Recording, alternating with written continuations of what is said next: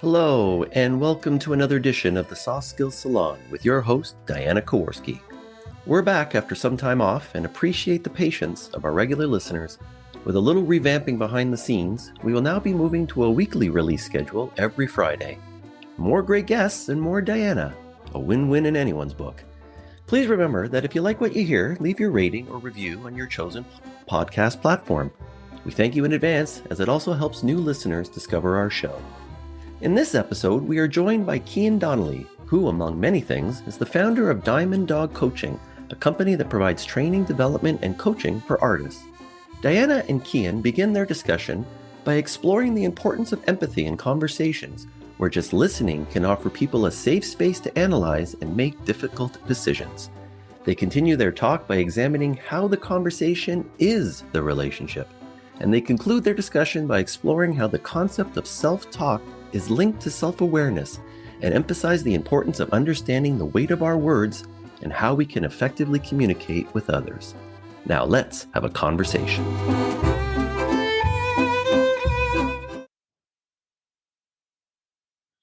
Hello, everyone. This is still Diana Kowarski, and I am delighted to be offering you another episode of the Soft Skills Salon podcast. This is that podcast where we get to learn about how soft skills make a difference to your work, your teams, and potentially your whole organization. Each episode is a conversation based on our soft skills impact questionnaire that consists of 15 questions, which our guests pre-select from in order to see which of the questions are of particular interest, and they form the basis of our conversation.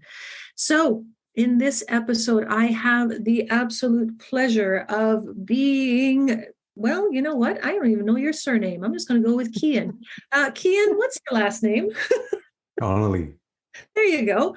And Cian is an artist, writer, teacher, musician, coach, lyricist, singer, costume maker, clown, daddy, husband, runner, adopted Italian, and verified flaneur in Rome.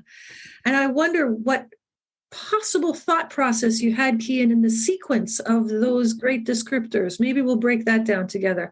As an artist and performer, Cian has exhibited and performed internationally for over 20 years. He is the founder of Radical Palm Records, a record label and platform dedicated to recording projects by artists. Most recently, he has established Diamond Dog Coaching, which is a company that delivers professional coaching services and public speaking training to artists. He also produces and curates Dig for Fire, a monthly experimental workshop for artists who speak publicly. I am thrilled to have you on this podcast. Hello. Ciao, Diana. Thank you for having me. It makes me sound very busy. I think you do sound very busy, indeed, particular order. And you are a writer, teacher, artist, coach, lyricist, singer, costume maker, clown, daddy, husband, runner, adopted Italian, and verified flaneur, all of which in Rome. How is Rome treating you today? Rome is good. I've been here for almost 10 years. Now I'm married. When I arrived, I had a girlfriend who became my fiancée. We had children. Now there are 2 children. Sean, he's 8. Nina, she's 6. Lovely. Rome is amazing. Equal parts Fellini, Pasolini, sort of Acatone kind of Pasolini. Beautiful chaos, but I love it. It's been really good to me. And I'm a big advocate for Roman life, embracing the chaos, and Italy. Fantastic. So let's see about how we can perhaps have a conversation that makes sense of the chaos. Instead of denying it, maybe we'll work with it. I'm a big fan of trying to do that. Yeah. So the first question that I'll ask us to orient our thinking towards that you had pre-selected was, where have you seen or experienced empathy in your career? Immediately once I read that question, I thought back to, I'm not very good at maths, probably 15 years ago or So a long time ago, really, in the scale of things. And my best friend, or one of my best friends, I don't want to exclude my other bezies, but Phil in Belfast, I was going through a bit of a crisis of confidence and a crisis of direction as an artist, just to contextualize. And I had gallery representation, which a lot of artists, I think, would like to have, because it guarantees, to some extent, exposures, perhaps sales, depending on the work you make, whatnot. But it gives you an avenue and opportunities. I think a lot of artists, I don't know so much now, but certainly back in the day, 15 years ago, it was something that people aspired to. But I was at a juncture in my work where I didn't really want to make objects anymore. And I think that was problematic for the gallery. I consequently left the gallery. And Phil just listened to me.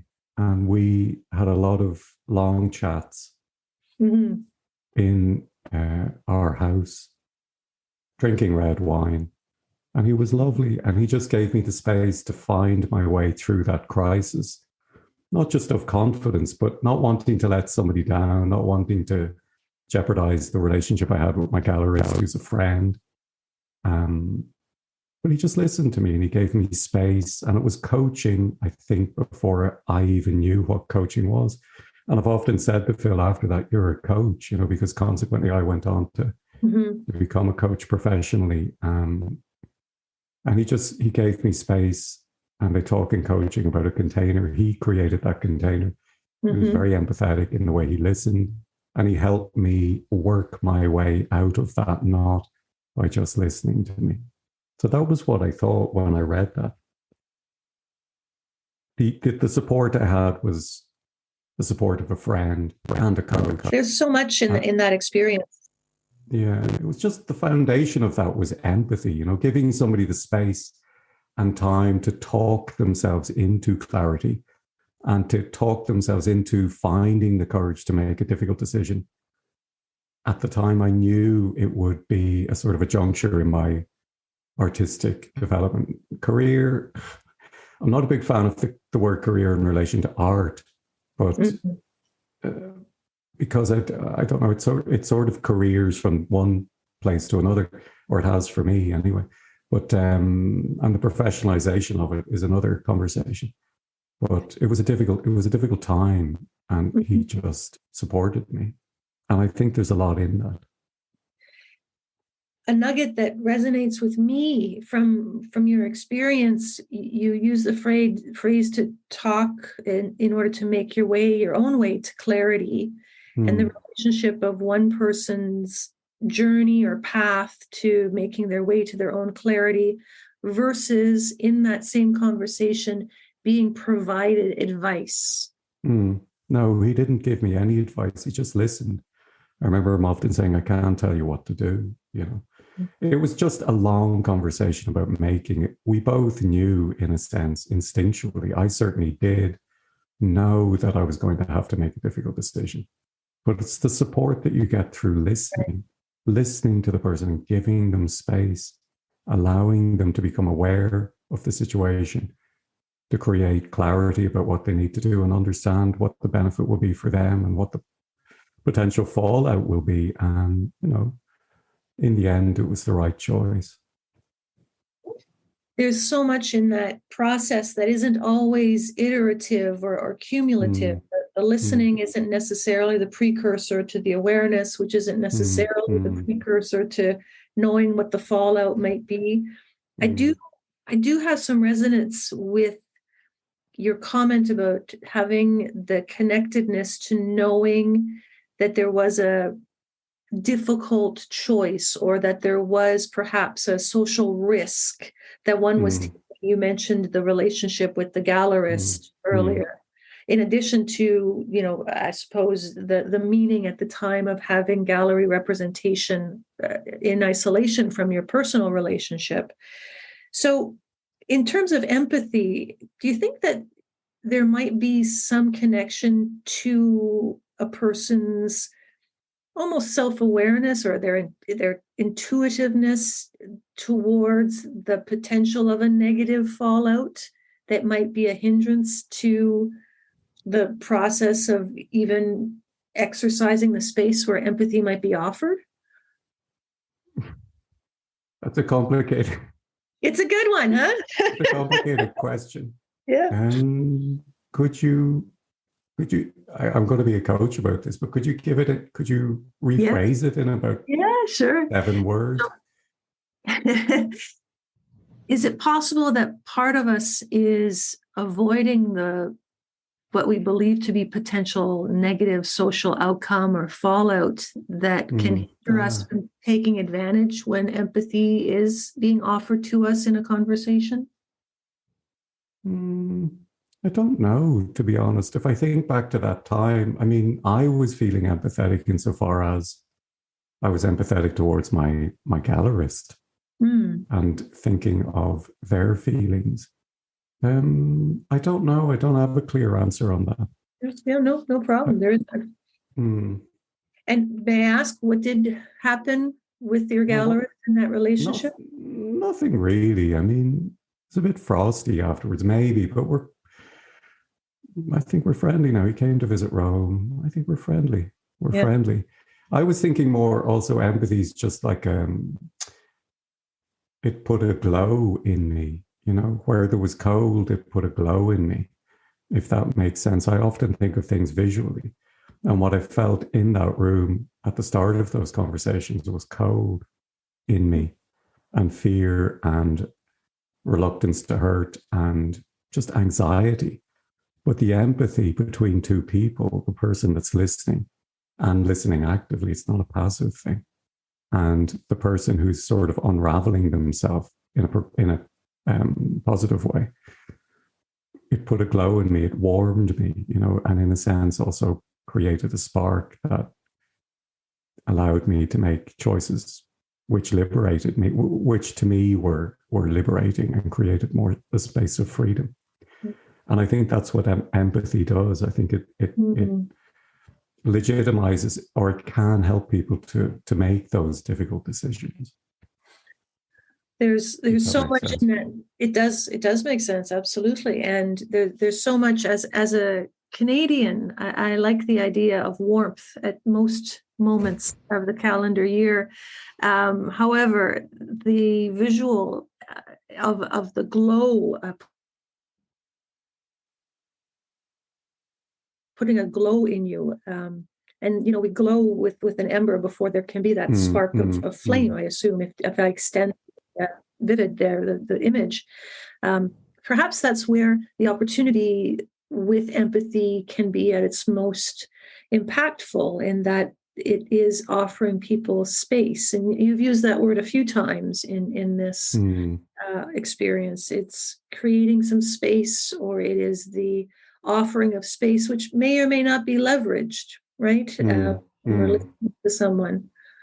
It's a fundamental act of kindness, I think. And I think we could all do with more of it, It's, like you said, conversation is the currency of communication, if I'm not wrong.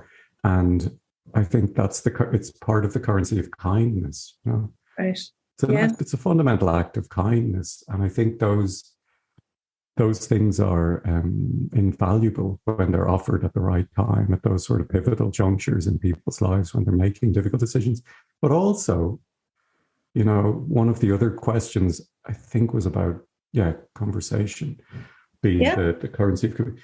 And it made me think about those not so dramatic moments, but having a coffee with colleagues in the morning, and the Italian cafe culture where it's like 3 minutes, you're in the door, you have your espresso and leave. But empathetic conversation can happen in those moments too, where it doesn't need to be these sort of dramatic, pivotal moments where you're making difficult decisions, but just offering an opening, creating a warm space where kindness is being offered. And that can be, asking a question, how is it going? And in those moments, I think that you can build trust, and you can forge, work relationships which I think, it was so important for me when I think back to pre-COVID. I was working at home for about 2.5 years of COVID. And it's only in the last couple of weeks that I went and did some face-to-face stuff again. But when I think back, it was so important for me, those morning conversations. And they were always empathetic. And I was managing a team at the time for a year or maybe longer. And for me, that's what I wanted to establish: empathy in the little conversations, not just the when a meteorite hits your life, of course, you need that empathetic space, but in those little moments and the accrual of little moments that creates a relationship. I cannot agree with you more. I'm a big proponent of the iterative approach that isn't necessarily linear and clean, but that is iterative, which does in its very essence mean that there's an action, and it can be quite small, but that action is taken and repeated over time. And certainly we can speak more about that idea of conversation as the currency of communication in a moment. However, I'd say that there's a comment you made about the relationship between kindness and morsels or a slice of kindness as part of or a representation of trust in a relationship. I've spent a lot of time in my own work recently in working with hybrid teams and discussing the idea of trust as serendipitous conversations that had been taken for granted pre-COVID were no longer available, similar to the standing, coffee at the start of an Italian workday, right? I like the idea of kindness being integral to trust, although I'm not sure if I know exactly how to think about it. Does that resonate with you? Yeah, I just I think fundamentally it's an act of generosity. It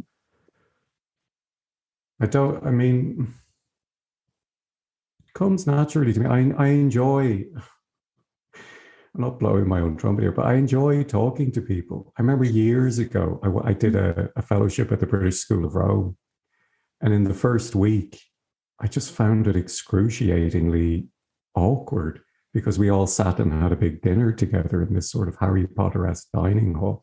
And I was intimidated because I was surrounded by like the creme de la creme of academics and art historians and archaeologists, all from Oxford, Oxford and Cambridge. And I just felt like I was a bit of a balloon from Belfast, and I was out of my depth.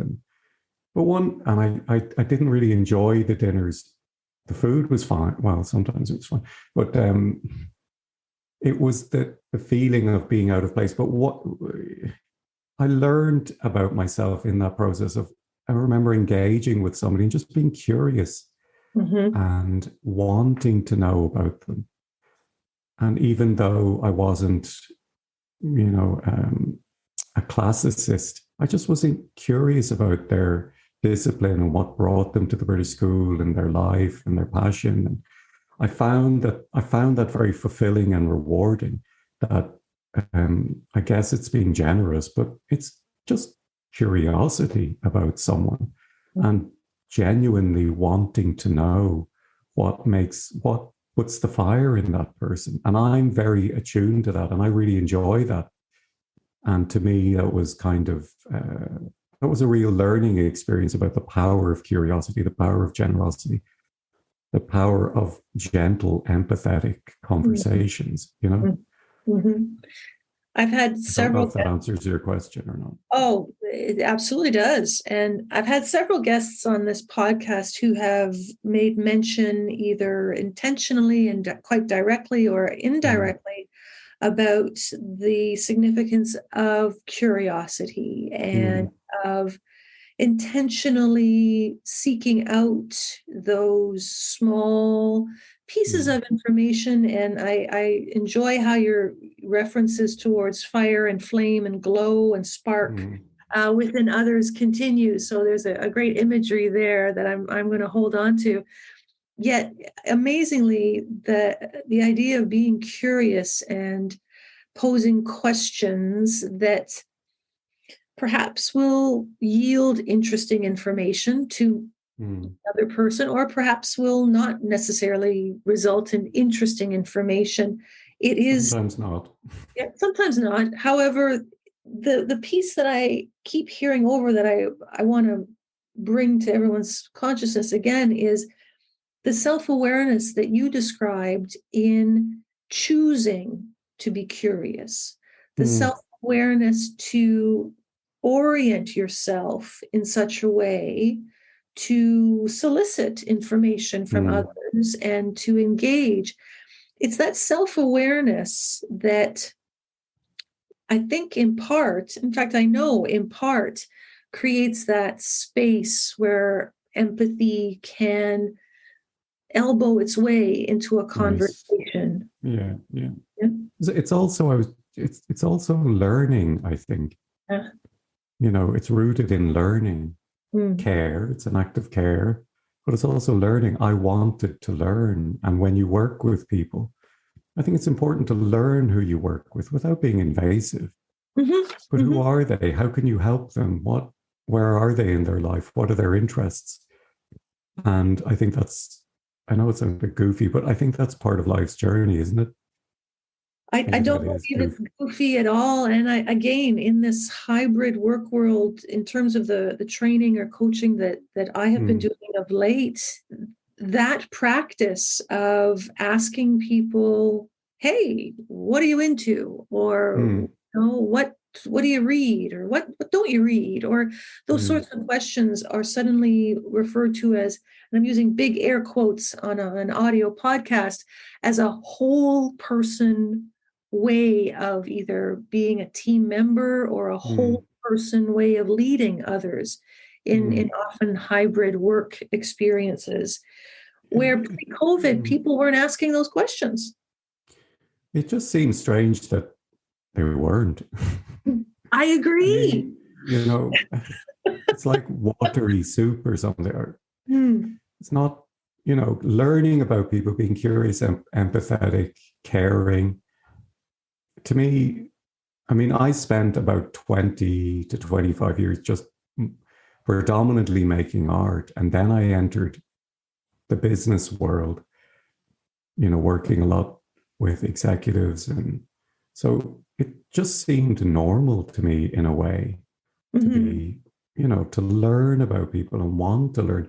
And I always found that a bit strange, but not just if I brought it up with students or coachees or clients or whatever, like what conversations do you have with your team? Yeah. Do you, I remember somebody saying, my door's always open. And I said, well, how many people walk through the door? Nobody. When you walk out your door towards the loo, how far is it? 50 meters. Have you ever stopped in the common room where people are working, or like those open space, office spaces? No. And I'm like, well, why not? Why? Because it's not really what a person in my position would do. And I think I'm not really that versed in the protocol, or if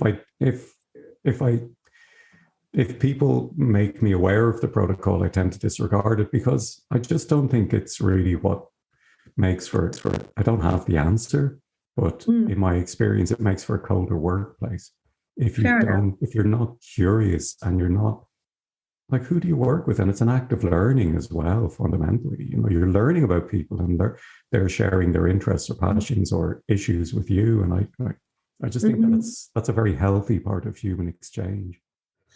I agree with you. And the results of such can even be a foreshadowing of what topic might be discussed in a conversation, as you were so generous to do a few moments ago when you brought up conversation as the currency of communication, as indeed part of the, not mandate, but certainly underpinnings of this entire podcast to try and contribute to a global conversation. Are there any thoughts around that quote, conversation is the currency of communication, that come to mind? Yeah, I loved it. When you sent me the questionnaire, it was one of the first things I responded to. Like, Oh. I felt like a little fish jumping inside me because I had read a book. I think it's called Fierce Conversations by Susan Scott. Or when I say I read a book, that's in italics. Okay. I have quite a lot of books which I've read, which are dog-eared, or they have, they have lots of pencil lines and notes in the borders. But I had to put together a conversations course for a training company, and I got some books anyway, and I skimmed and scanned and took what I needed from them and scavenged. But one of the lines at the start of the book, I did go past about page 4, but it is in the first couple of pages, is the conversation is the relationship. And it's just so truthful. That goes back to what I was saying. If there is no conversation between you and the people that are reporting to you, I don't know what the relationship is. It's very arid, and I go back to those I'm looking at the espresso, remembering watching the little bubbles in the espresso and listening to colleagues very quickly talk about what was good and bad and the struggles in their life, and listening. And the relationship was good. It was a healthy relationship. It was a plant that was watered, So I just think it's one of those sentences that sort of has a weighty truth, like a heavy stone. Did you come up with that yourself? I did. Oh. Thank you. I appreciate that it has resonated with you, and I'm frantically trying to capture some of your language in the last few moments. In addition to that fire, there's a fish jumping inside of you at this time, which might lead to a lovely meal at some point. And that this is similar to a plant when watered. And I love a weighty truth. If ever I like truths to have some heft to them. So I appreciate all of that.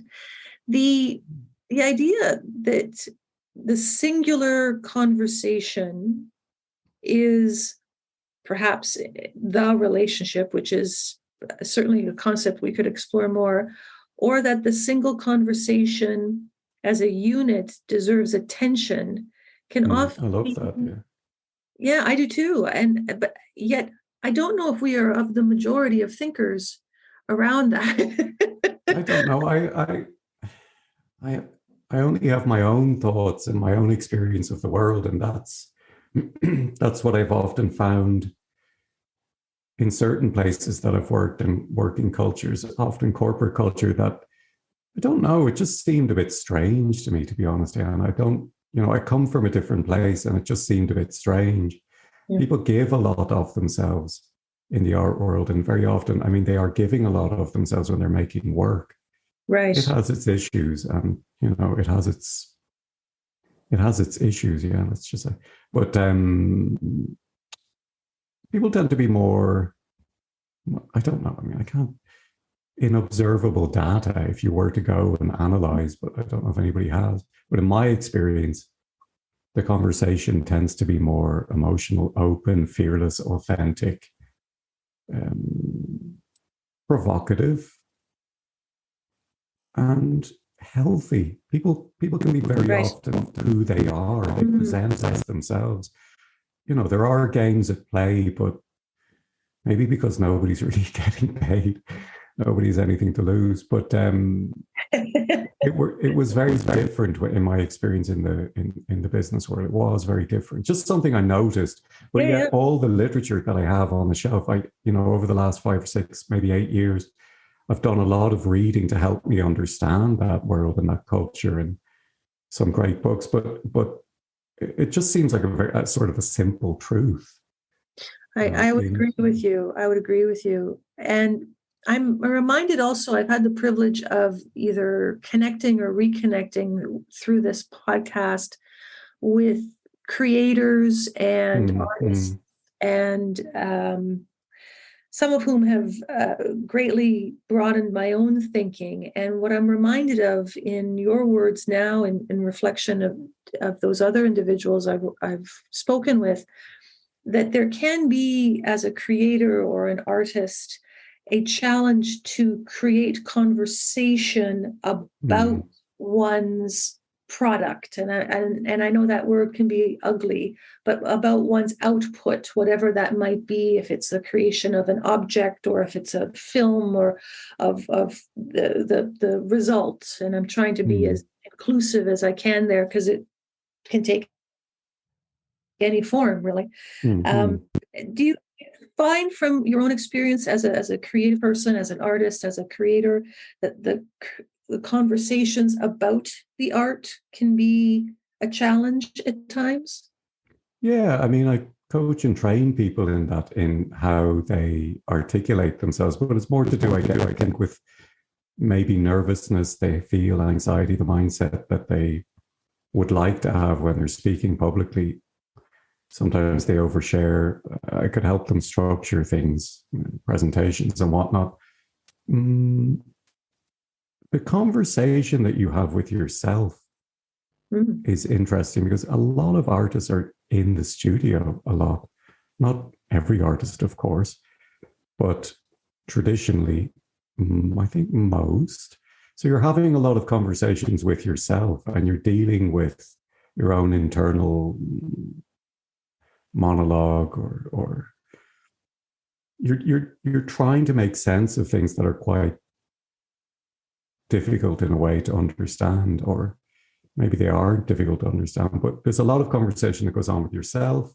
And then you enter other spaces and maybe try and share some of that. Also, there's the conversation that happens in the tutorials and the art education, which could, I think, from my experience, could be a little bit more supportive. I think it could do with some of the fundamentals of coaching. Be a little bit more empathetic, but it can be very, very challenging. But the nature of the conversation is different. But with art, I think a lot of the conversation happens internally, right? And externalizing that is a challenge, but it can be very beautiful. And I'm sort of going, if you bear with me, I'm slightly going off track, but there was not a podcast, a radio show by Howard Stern that I just watched a little clip on Instagram. And it was the bassist of the Red Hot Chili Peppers talking about Nirvana in the 90s, the band Nirvana. And Howard Stern said, what was it like touring with Nirvana? And the bassist of the Red Hot Chili Peppers, Flea, said, he thought for a moment, and then he said, Nirvana for me always carried a heavy magic to be respected. And I really liked those two words, heavy magic, because to me, that's what's happening a lot in the studio. That's what's happening a lot with artists when they connect with what it is that makes art, where art comes from. And it's what happens a lot when you make a connection, when an artist can make a connection with, the predominant sort of, the conversations that I've had the most in my life are with artists. And when you make that connection, like I was talking to you about my friend earlier, that was magic. And I was kind of lifted off my feet. And it helped me make sense of the world and deal with uncertain situations. That's what I find missing in business, the business world. I don't want to poke the fingers if I'm, I have an answer. I don't have any answer to that. It's just something that I've noticed, that kind of conversation is sort of missing that. Why? I don't know. It's like, it might sound really goofy again, but like people wear suits and everybody's sort of, so many people that I saw were dressed very similarly. And I just find that all a bit odd, really, that people are going, and if you don't do, like, I remember working in a consultancy firm and people laughed because I had like colorful socks. And I just thought, this is, so it's quite buttoned down. It's quite conservative in a way. And I don't, there's a duality between the private and sort of your working life and the rest of your life. I guess that's maybe, I'm sorry it took about 10 minutes to explain this, but that's kind of what I'm getting at. In the studio, you sort of carry the studio with you in your head, because your head is the studio. So when you go into social situations, you're sort of still got a studio on your head. for better or for worse. I don't feel that that's the case in business, even though people do bring their home life to work. And I've seen that, and people bring their work life home. It's not usually, in from what I've observed, it doesn't produce a healthy result. And consequently, the conversations, I think, can very often be rote or following a script. Right. That's not my kind of thing, but the sense of curiosity or learning isn't as evident in those conversations. Oh, sorry, I've hit my mic. As it is in what I've experienced in the art world. I apologize to the listeners because I hit my mic. That's all right. That was lovely. The idea of heavy magic is also one that I'm going to swirl around as I find it very attractive, although I'm not sure why, but I am drawn to that. So there's a turn there, a phrase that I appreciate. I will think about heavy magic. I like to think that I can welcome it into my world. I'm not sure if I've dedicated enough thought to that. So that's homework for me, which I'm very much appreciative of. So thank you for that. The piece I'll circle back on. So from the work that I do, whether I'm asked to work with a group through one of my university affiliations, or if I'm asked to work with a group through the soft skills group, and depending on the duration that I have and the rapport that I can build with the group, what you mentioned in terms of that conversation with oneself, the concept of self-talk, and what I often ask people to think of as that intrapersonal space, and that we could spend a great deal of time trying to figure that out, whether it is a monologue or a dialogue, and not to mention what it is you're having in terms of content. There's a lot going on there. However, with that as a starting point, it does link back to your comments around self-awareness and the root of some choices around curiosity that we spoke about earlier. And then what I often ask clients to think about is that expression, that externalizing, as you mentioned, into that interpersonal space, where it is that we take those risks of expression that may indeed yield very supportive, complementary topics or conversations, or fall flat and everything in between.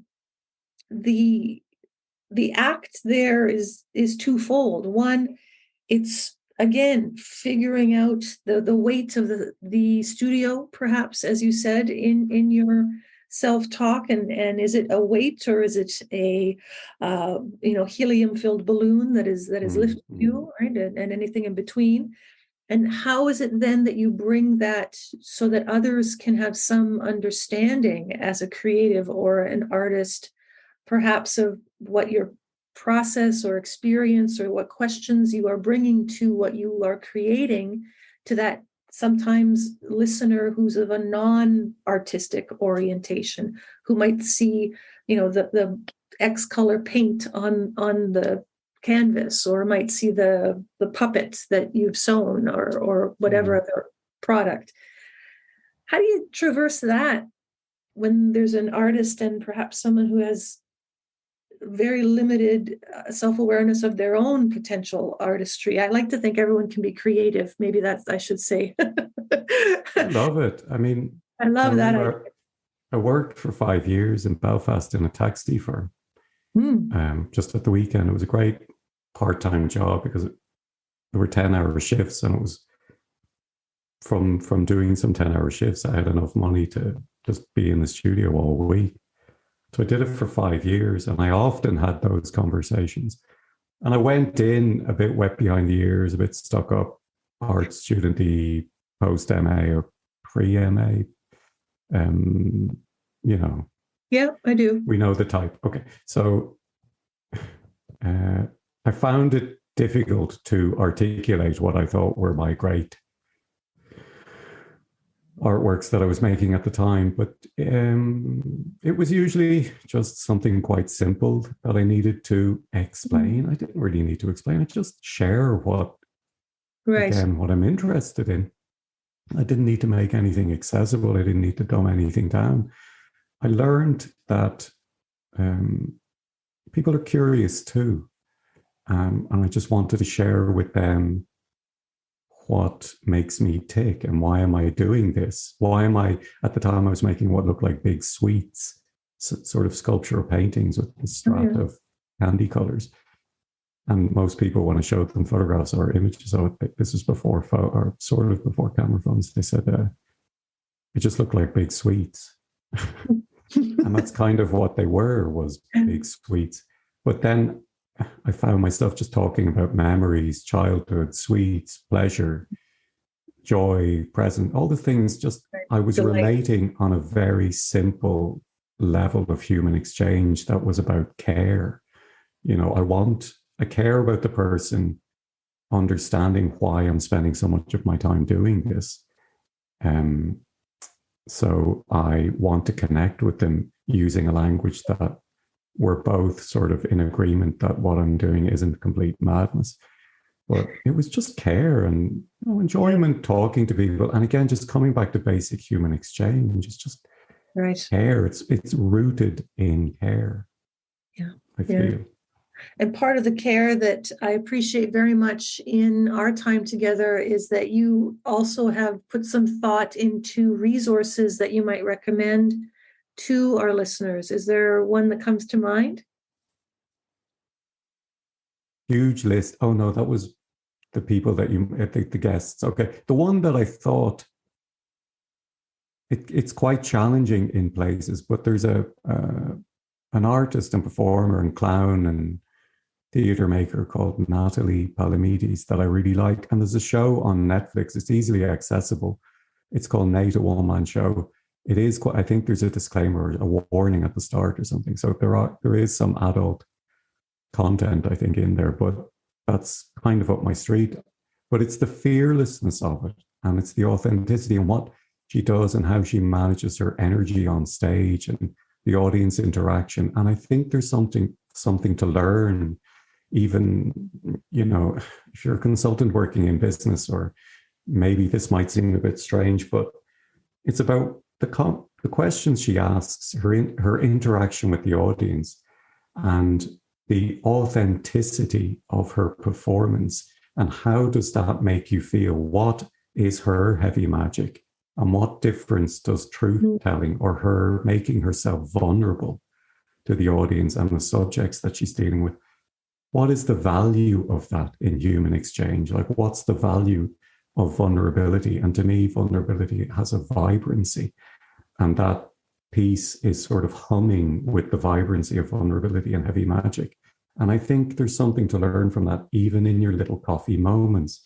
And even when you're going to the toilet, when your door is open, even though nobody comes in, sit with someone for 30 seconds. And, you know, you'll learn and you can share in an open way.